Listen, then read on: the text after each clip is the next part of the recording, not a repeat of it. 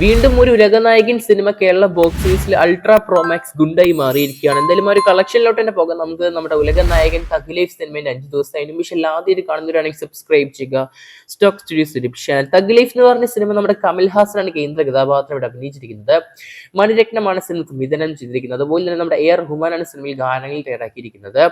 പടത്തിന്റെ കളക്ഷൻ നോക്കുകയാണെങ്കിൽ ആദ്യ ദിവസം കേരളത്തിൽ മാത്രം 1,32,00,000 കാണാൻ സാധിച്ചത്.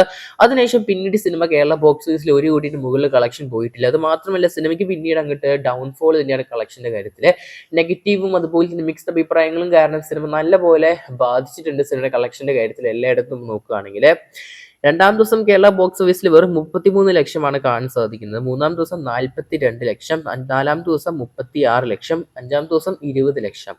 അങ്ങനെ ടോട്ടൽ 5 ദിവസം കൊണ്ട് കേരള ബോക്സ് ഓഫീസിൽ പടം നേടിയെടുത്തത് 2,63,00,000. അങ്ങനെ ഒഫീഷ്യലി സിനിമ ഗുണ്ടായിട്ട് പ്രഖ്യാപിച്ചിരിക്കുകയാണ്.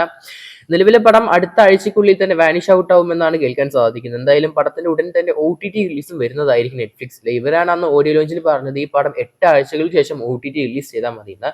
അങ്ങനെങ്ങാനാണെങ്കിൽ ഈ പടം ആരും കാണത്തു പോലും ഉണ്ടാവില്ല. നെറ്റ്ഫ്ലിക്സിന് വൻ നഷ്ടമായിരിക്കും. എന്തായാലും പടം നെറ്റ്ഫ്ലിക്സ് മേടിച്ചിട്ടുണ്ട് 150 കോടിക്ക്. അതിപ്പോൾ അവർ പറയുന്നത് എന്താണെന്ന് വെച്ചാൽ അതാണ് ഏറ്റവും കോമഡി. 150 കോടി അവർക്ക് തരാൻ സൗകര്യമില്ല.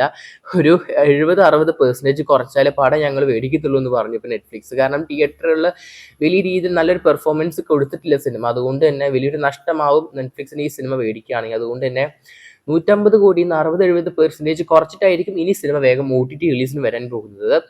ഇതിൽ കാത്തിരിക്കും നമുക്ക് ജൂൺ ലാസ്റ്റ് അല്ലെങ്കിൽ ജൂലൈ ഫസ്റ്റോടെ സിനിമയുടെ OTT റിലീസ് വരാം. നിമിഷം ആദ്യമായിട്ട് കാണുന്നതിന് സബ്സ്ക്രൈബ് ചെയ്യുക. സ്റ്റോക്ക് സീരീസ് മറ്റൊരു സിനിമ വീഡിയോയിൽ കാണാൻ നമുക്ക് സ്റ്റോക്ക് സീരീസ് സൈനിങ് ഓഫ്.